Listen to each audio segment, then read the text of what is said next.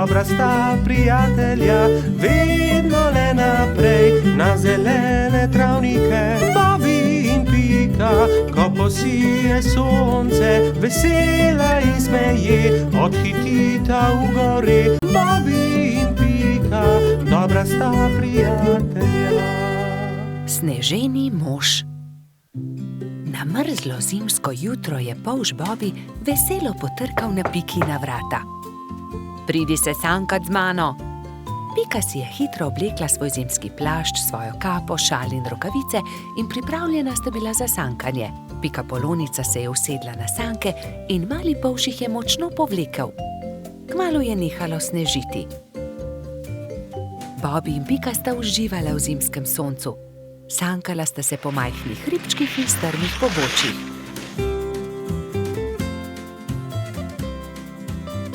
Poglej, kako čudovit sneženi mož, je vzkliknil Bobby. Oh, sanka mi bova trčila ravno van, je zaskrbljeno rekla Pika, vendar je bilo že prepozno. Sanke so trčile naravnost v sneženega moža, ki je stal ob vznožju hriba.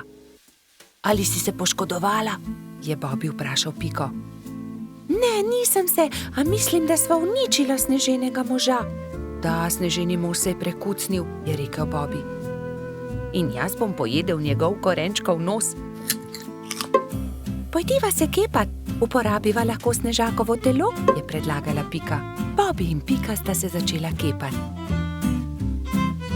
Bilo je zelo zabavno. Kmalu ni ničesar več ostalo od sneženega moža. Nenadoma se je pojavil trod Baltazar ter jo pozdravil. Bobby in Pika sta radostno vprašala Baltazarja, ali se želiš kepati z nama? Nimam časa za to. Prinesel sem kapo in šal za sneženega moža, ki sem ga postavil včeraj. Ali sta ga mogoče videla? Bobby in Pika sta se presenečeno spogledala. Oh, ne, je zašepetal Bobby. Baltazar išče sneženega moža, ki sva ga zadela. Nista si mu upala povedati, da sta prekucnila njegovega sneženega moža. Ne, nisva videla nobenega sneženega moža. Mali trud se je zasmilil Bobbyju in Piki. Ne bodi tako žalosten, je končno rekel Bobby. Postavimo novega sneženega moža. V redu, je zahlipal Baltazar. Največjo kroglo je naredila Pika. Šla je na dno. Srednjo snežakov trebušček je naredil Baltazar. Bobby je naredil najmanjšo, ki je predstavljala snežakovo glavo. Pika je dvignila Bobbyja in ta je postavil glavo na vrh.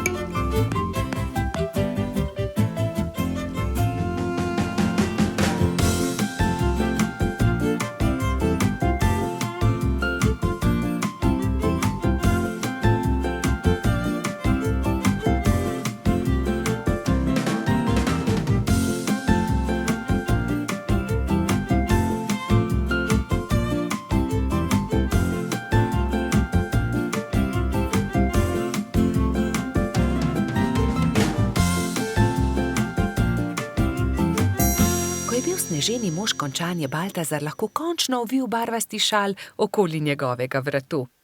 Bobby je visoko skočil ter postavil rdeč klobuk na snežakovo glavo. Res je čudovit, je navdušeno pripomnil Baltazar. Baltazar, resnica je takšna, je Bobby začel razlagati slabo vestjo, da sva uničila tvojega sneženega moža. Sankami sva se zaletela naravnost van, bila je nesreča, ali si jezen na naju? Kaj, vidva sta bila, je bil presenečen Baltazar, a je nato kmalu odpustil svojima prijateljema. Ta sneženi mož je videti precej bolje kot prejšnji, je razglasil. Pridite, sankajmo se po hribu skupaj. Trije prijatelji so se pozno v noč sankali po strmem pobočju. Bili so zelo previdni s tem novim sneženim možem.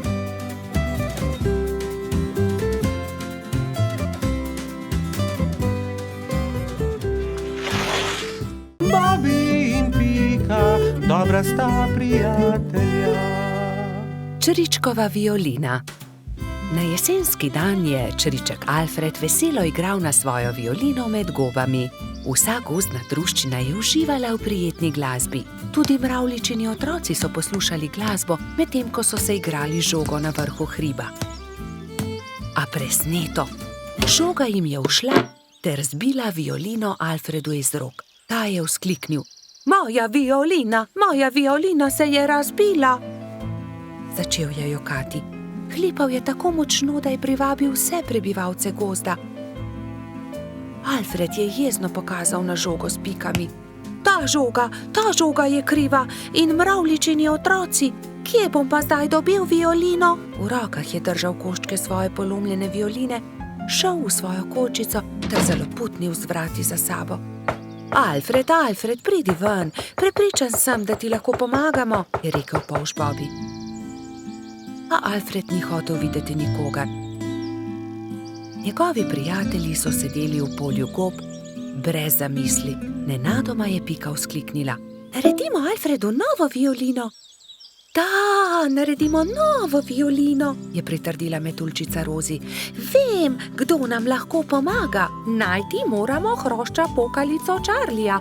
On je naredil Alfredu tudi prvo violino. Nemudoma so se odpravili. Potovali so čez hribe in doline, dokler niso prišli do modre hiše. Potrkali so na vrata. Plašen hrošček je pogledal skozi vrata. Nosil je modro kapico in tudi njegova krila so bila temno-modre barve. Kdo ste? Je vprašal. Pika je povedala hrošču pokalici celotno zgodbo. Če imate pa tak problem, vam z lahkoto pomagam. Ne bodite žalostni, čez 2 dni bo lahko Alfred spet igral na novo violino. Hrošč pokalica je dal vsakemu nalogo. Nekateri so nabirali les za telo violine, drugi so iskali travnate bilke za strune. Ko so nabrali vse skupaj, se je Charlie lotil dela. In je žagal, brusil, krpal, nanašal smolo in lak in nato se je nenadoma zgodil čudež. Nova violina je bila pripravljena. Ali jo lahko preizkusim? Je vprašala Pika. Ne, to je Alfredov inštrument, jo je opozorila Rozi. Ampak tudi jaz hočem inštrument, je Pika odvrnila užaljeno. In tudi jaz tudi, so zavpile male mravljice. Tiho, je hrošča pokalica vzkliknil. Kaj pa če ustanovimo orkester? Dober, velik orkester. Orkester? In vsak bi imel svoj inštrument. To je zelo dobra zamisel, je navdušeno pritrdil Bobby. Prva stvar, ki so jo naredili, je bila Pikina harfa. Rogač Gašper je dobil kontrabas, koloradski hrošč Edi čelo. Bobby je iz cvetja lilije naredil trobento. Majski hrošček Martin si je naredil rog. Jamski pajek je uporabil kostanje in želode za bobne. Zefira in Skokica pa sta iz kamenčkov naredila činele. Hrošč pokalica je iz brezovega lesa izrezljal flavte za mravljice. Metuljčica Rozi si je iz smrekovih vejic naredila lutnjo, Baltazar pa je naredil citre. Majski hrošček Mehurček je igral na triangel. Ko so se dobro oglasili, so se odpravili do Alfredove hišice. Alfred je že oddaleč zaslišal glasbo in je radovedno kukal skozi okno. Od presenečenja je pozabil zapreti usta. Dragi Alfred, so začeli mravljičini otroci. Prosim, ne bodi jezen na nas, ker smo razbili tvojo violino. Prosim, sprejmi od nas to novo, naredil jo je Charlie. Alfred je nemudoma pobral lok in violino in glasba je spet preplavila gozd.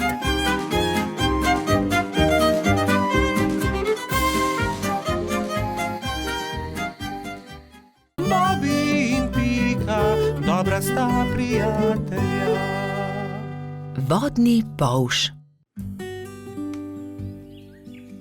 Bibi, Pika, Rozi in Baltazar so skupaj posedali na travniku. Če bi le tudi jaz imel takšne sorodnike, enega daljnega polžjega sorodnika, je vzkliknil Bibi. Saj ti imaš sorodnike, Bibi? Vodni polž je tudi polž, je rekla metuljčica Rozi. Res? je veselo poskočil Bibi. In kje lahko srečam vodnega polža? Nikjer, je zdrdral Baltazar. Mislim, da vodni polž sploh ne obstaja.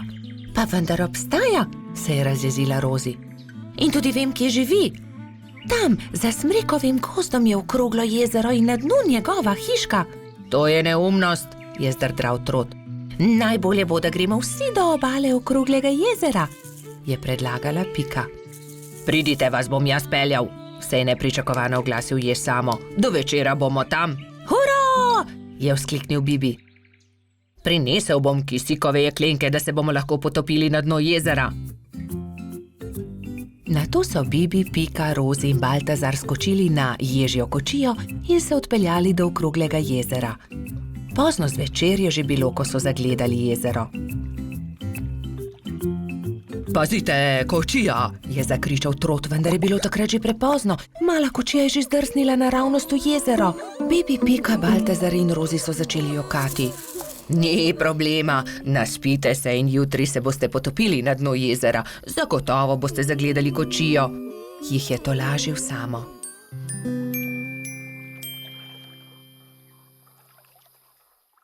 Naslednji dan je Bibi zgodaj vstal. Poglejte, lokvan je odprl svoj cvet in na listu nekdo stoji, maha nam. Kdo pa si ti? Je prijazno vprašal Bibi. Zdravo, jaz sem polž Žiga, živim tu na dnu okroglega jezera, se je predstavil vodni polž. Vidiš, Baltazar, resnično obstajajo vodni polži in tudi jaz imam sorodnike.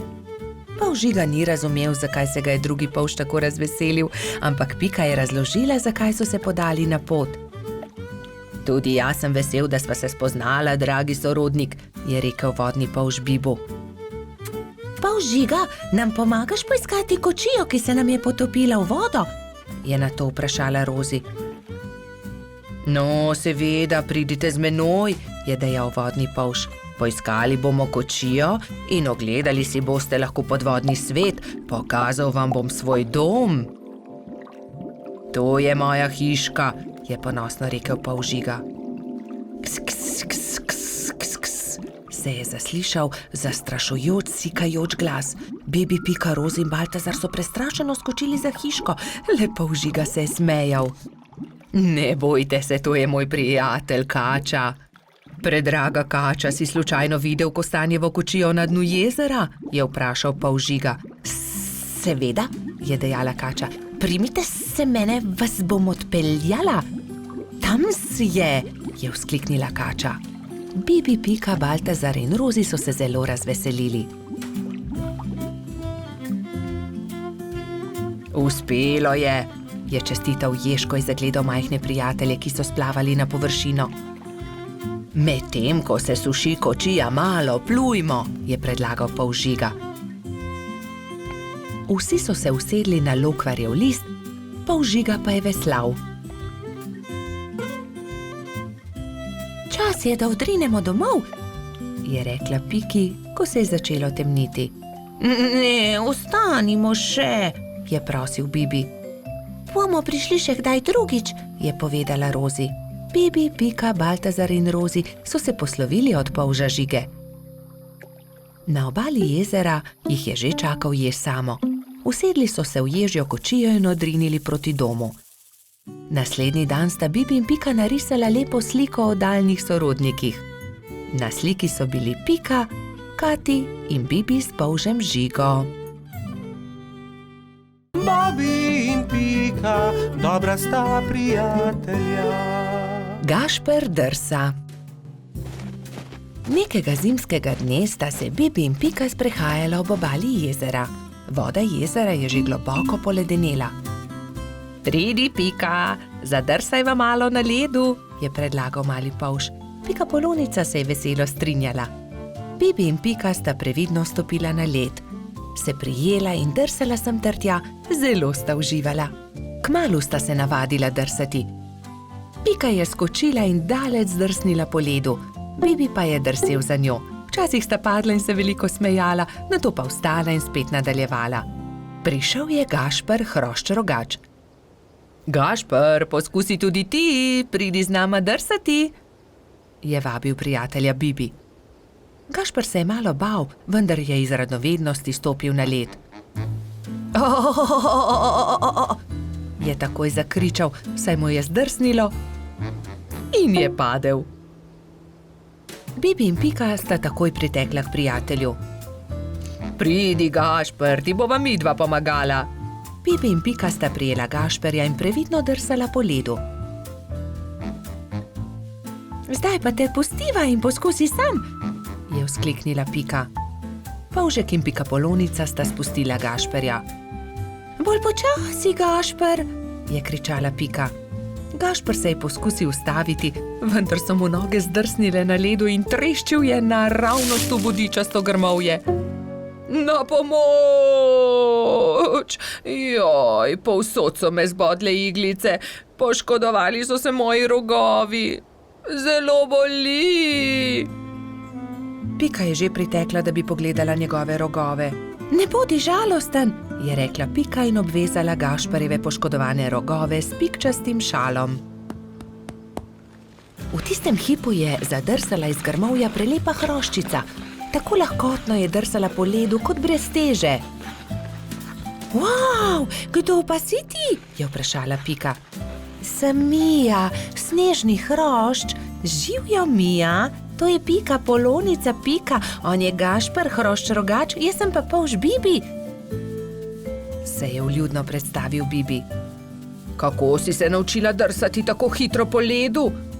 Je vprašal Gašper. S drsalkami, je odgovorila snežna hroščica. To so takšni čeveljčki, s katerimi se lahko drsa na ledu, se morajo pritrditi na škornje. To je ostrina drsalke, to drsi po ledu. Si jih sama naredila? Je iz radovednosti vprašal Bibi. Ja, sama sem jih naredila, res ni težko. Če želite, jih lahko naredim tudi vam. Hurra, hurra! So naenkrat vzkliknili vsi trije. Bibi, Pika, Gašper in Mija so skupaj odšli do gozda. Mija je dobro pregledala veje, ki so ležale po tleh, in končno eno lepo in veliko izbrala. Nato so začeli delati. So žagali, brusili, dolgli, rezali, zvijali. Vsakdo se je lotil svojega dela. Končano je zadovoljno poročala Mija. Na mizi so čakali trije novi pari drsalk. Bibi in Piko je bilo malo strah nadeti drsalne plošče. Seveda pa je najbolj skrbelo Gašperja. Bibi in Pika sta se drže začela drsati po ledu, Mija pa je pomagala Gašperju. Glej, z drsalkami je veliko laže drsati na ledu kot škornji, se je smejal Gašper. Mija je dolgo časa držala roko Gašperju. Kar naenkrat pa jo je spustila in hrošč rogač je sam drsal naprej po ledu. Gašper se je kmalu naučil zavijati, zagnati in seveda tudi ustaviti. Uspelo je, znam drsati, je ob koncu dneva veselo vzklikal Gašper.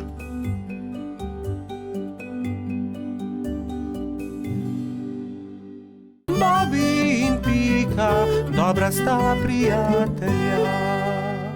Kolo. Nekega poletnega dne je golo pismonoša prinesel Piki in Bibiju pošiljko. Ogromen paket je bil zavit v lep, rdeč papir, povezan z modrim trakom. Tudi sporočilo je bilo priloženo. Pika ga je prebrala. Stonoga je pisal, hura, kmalu nas bo obiskal. Pošilja nama to darilo. Nama? Je vprašal Bibi. Kako nama? Tebi in meni? V pismu piše nama. Zagotovo je darilo za oba. Seveda ni skupno, se je jezil Bibi. Zagotovo ga pošilja meni, saj sem ga jaz za božič našel v snegu. Jaz pa sem ga sprejela v hišico. Jaz sem ga ozdravila. Jaz sem mu kuhala čaj, je hitro povedala Pika. Ampak jaz sem obral pravljico o črvih, je nadaljeval Bibi. Bibi in Pika sta začela vsak sebi vleči rdeč darilni paket. Rdeč papir ni dolgo zdržal, kmalu se je strgal na eni in drugi strani. Za papirjem se je pokazalo kolo. Kolo, je vzkliknil Bibi. Zame bo ravno pravšnje. Zame bo bolj primerno, je povedala Pika. Prav, odnesi s seboj kolo, če si ga že tako želiš. Pametnejši popusti, osel pa se muči. Jaz sem pametna, ti si pa osel. Bibi se ni vdal. Ni res, jaz sem pameten, ti pa osel. Odnesi to kolo. Na koncu ga ni odnesel nihče. Jezno sta odšla in pustila na pol odvito kolo na travniku. Kmalu so prišli Trod Baltazar in Metuljčica Rozi. Poglej, kaj je to? Kolo, je vprašal Baltazar. Res je, je odgovorila Rozi. Tudi sporočilo je. Bibiju in Piki od Stonoge. Odnesimo ga, je predlagal Baltazar. Dvignili so ga, da je ves darilni papir padel z njega in se smejali. Poglej, to je kolo za dva lahko sedita gor.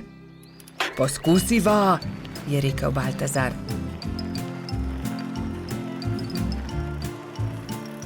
Hojla, Bibi, hojla, Pika. Pripeljali smo vajino kolo, ki sta ga pustila na travniku, je vzkliknila Rozi. Bibi in Pika sta skočila. Ko sta zagledala Rozi in Baltazarja na kolesu, sta se prijela za glavo. Saj to kolo je narejeno za dva, midva pa sva se prepirala zaradi njega. Takoj sta se pobotala in se veselo objela. Kako lepo darilo. In midva v velikem prepiru nisva nič pripravila Stonogi, ki bo kmalu prispel, je prestrašeno rekel Bibi. Naredimo Stonogi eno lepo pisano vetrnico iz listov rožic, je predlagala Rozi. Ja, zelo dobra ideja, sta se strinjala Bibi in Pika. Štirje prijatelji so iz rdečih, vijoličastih, belih, rumenih in rožnatih cvetov listov naredili vetrnico. Takrat je na mišji kočiji prispel Stonoga. Mali miš se je ustavil na travniku in Stonoga je stopil iz orehove kočije. Vesel je objel Bibija in Piko. Vidim, da sva dobila moje darilo, upam, da vama je všeč. Krasno darilo, zelo sva vesela, sta rekla Bibi in Pika. Mi pa smo ti vsi skupaj naredili to vetrnico. Stonoga je 10 dni ostal na obisku pri Bibiju in Piki.